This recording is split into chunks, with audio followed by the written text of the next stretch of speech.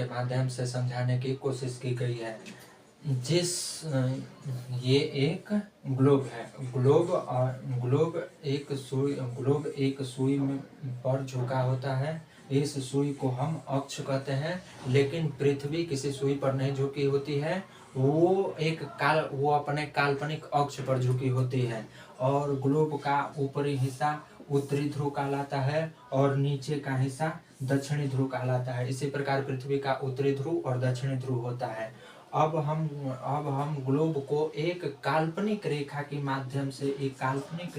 माध्यम से ग्लोब को दो हिस्सों में बांटते हैं। इस काल्पनिक रेखा को हम विषुवत रेखा या फिर काल्पनिक रेखा कहते हैं। अब इस काल्पनिक रेखा के माध्यम से ये दो भागों में बट गया। तो वो जो ऊपर का आधा हिस्सा है इसको हम उत्तरी गोलार्ध कहते हैं, और जो नीचे का जो हिस्सा है उसे हम दक्षिणी गोलार्ध कहते हैं। और इस काल्पनिक रेखा के समानांतर ऊपर तथा नीचे जो रेखाएं होती हैं उसे हम अक्षांश या फिर समानांतर रेखाएं कहते हैं। और ये ग्लोब अपने सुई में घूमता है। उसी प्रकार पृथ्वी भी पश्चिम से पूर्व की ओर घूमती है, जिससे कि दिन और रात होता रहता है। तो पृथ्वी के कटिबंधों की जानकारी ग्लोब के माध्यम से बताया गया है कि जब ये काल्पनिक रेखा के ऊपर जो समानांतर रेखाएं हैं, इस काल्पनिक रेखा से 23.1/2 डिग्री उत्तर तथा 23.1/2 दक्षिण में जो रेखाएं हैं, उत्तर की तरफ जो रेखा है उसे हम कर्क रेखा कहते हैं, और काल्पनिक रेखा से दक्षिण की तरफ जो रेखा है उसे हम मकर रेखा कहते हैं।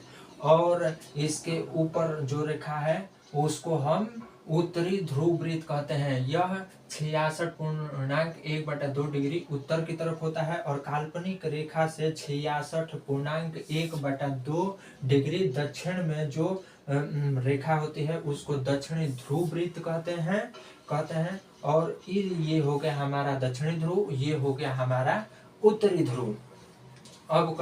अब जो सूर्य का प्रकाश होता है, वो कर्क रेखा और मकर रेखा के बीच सूर्य का प्रकाश सीधा पड़ता है, जिससे यहाँ पर गर्मी बहुत ज्यादा होती है।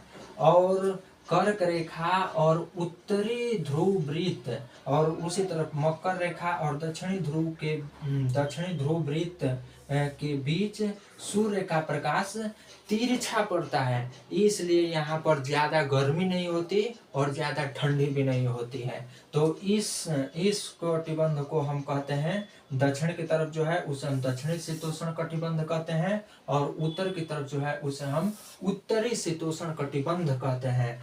अब सूर्य का प्रकाश क्षितिज, ये जो ऊपर का हिस्सा हो गया, ये जो नीचे का हिस्सा हो गया, सूर्य का प्रकाश वो क्षितिज से ऊपर जा ही नहीं पाता है, जिससे यहाँ पर ना उत्तरी ध्रुव पर और ना ही दक्षिणी ध्रुव पर सूर्य का प्रकाश नहीं पहुंच पाता है, इसलिए यहाँ पर बहुत ज्यादा ठंडी होती है। यहाँ पर मतलब सूर्य का प्रकाश पहुंचेगा ही नहीं, तो यहाँ पर बहुत ज्यादा ठंडी होती है। इस कटिबंध को हम उत्तर की तरफ जो है उसे हम उत्तरी शीत कटिबंध कहते हैं, और दक्षिण में जो है उसे हम दक्षिणी शीत कटिबंध कहते हैं। इसी काल्पनिक रेखा जो उत्तरी ध्रुव तथा दक्षिणी ध्रुव को मिलाती है उसे हम देशांतर रेखा कहते हैं। और सभी देशांतर रेखाओं की लंबाई समान होती है, और ये दो देशांतर रेखाएं मिल करके एक 360 डिग्री के वृत्त का निर्माण करती है। और इस काल्पनिक रेखा के दाहिने साइड के भाग को हम पूर्वी गोलार्ध कहते हैं। काल्पनिक रेखा से लेकर के ग्लोब के अंतिम छोर तक 180 डिग्री के वृत्त का निर्माण होता है, और काल्पनिक रेखा से बाएं ओर के भाग को पश्चिमी गोलार्ध कहते हैं, और ये भी 180 डिग्री काल्पनिक रेखा से ग्लोब के अंतिम देशांतर रेखा को तक 180 डिग्री का निर्माण 180 डिग्री के वृत्त का निर्माण करते हैं। सूर्य का प्रकाश जब देशांतर रेखाओं पर पड़ता है तो उस वक्त दोपहर के 12 बजे होते हैं। पूरी दुनिया के समय को एक निश्चित समय प्रणाली में बदलने के लिए वैज्ञानिकों ने दो देशांतर रेखाओं के बीच एक काल्पनिक रेखा खींची जिसे प्रमुख याम्योत्तर रेखा कहा जाता है और इसका मान 0 डिग्री होता है। यह इंग्लैंड के ग्रीनविच शहर से होकर के गुजरता है। दो देशांतर रेखाएं 380 डिग्री वृत्त का निर्माण करते हैं। इस काल्पनिक रेखा से इतना 180 डिग्री और ये 180 डिग्री के अर्धवृत्त का निर्माण करती है। और जब पृथ्वी पश्चिम से पूर्व की ओर घूमती है और सूर्य पूर्व से पश्चिम की ओर घूमता है, इसी प्रकार दिन और रात होता है। तो इस काल्पनिक रेखा के दाहिने साइड पूर्वी गोलार्ध है। इस गोलार्ध में समय आगे होता है और काल्पनिक रेखा से बाएं साइड में समय पीछे होता है। पश्चिमी गोलार्ध में समय पीछे होता है। और इस समय को कैसे निकाला उन्होंने इसके लिए पृथ्वी के घूर्णन के आधार पर समय को निकाला। जैसे पृथ्वी 24 घंटे में 360 डिग्री घूम जाती है तो 1 घंटे में 15 डिग्री घूमेगी और 4 मिनट में 1 डिग्री घूमेगी। इस प्रकार उन्होंने पृथ्वी के घूर्णन के आधार पर समय का निर्धारण किया और देशांतर रेखाओं के बीच की दूरी को अंश में मापा जाता है।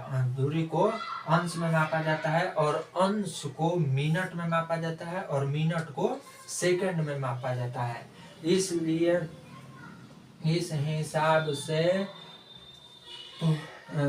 पूर्वी गोलार्ध में समय आगे रहता है और पश्चिमी गोलार्ध में समय पीछे होने के कारण ये इस अंतिम रेखा को हम लोग तिथि रेखा कहते हैं। इसके हिसाब से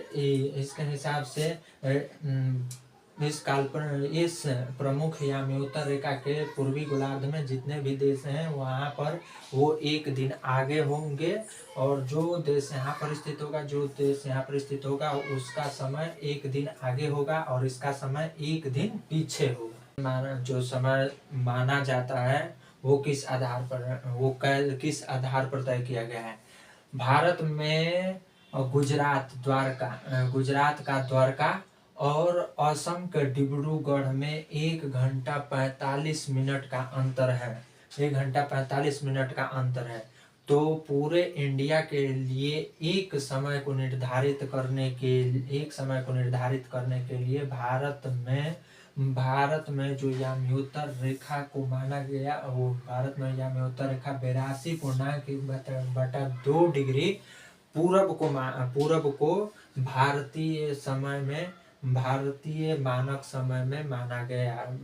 यानी याम्योत्तर रेखा 82.1/2 डिग्री पूरब को भारतीय याम्योत्तर रेखा माना गया। भारतीय मानक समय ऐसे याम्योत्तर रेखा के हिसाब से भारत का मानक समय है।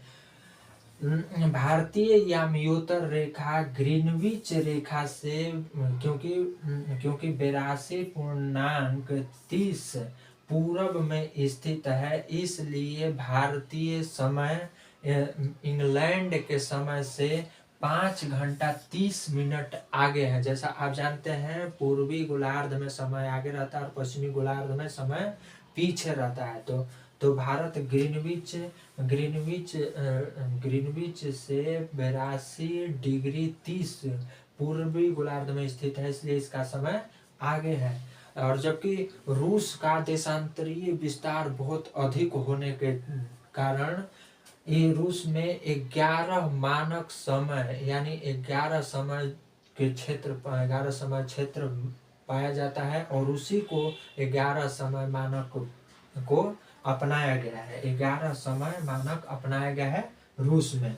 पृथ्वी को घंटे के हिसाब से, एक एक घंटे के हिसाब से 24 समय क्षेत्रों में बांटा गया है। घंटे के हिसाब से 24 समय क्षेत्रों में बांटा गया है। इसलिए एक समय क्षेत्र यानी कि 1 घंटा में पृथ्वी 15 डिग्री देशांतर घूर्णन करती है। इसी के साथ हमारा ये चैप्टर खत्म हुआ। और अगर आपको वीडियो अच्छी लगी हो तो लाइक कीजिए और कमेंट कीजिए और चैनल को सब्सक्राइब कीजिए।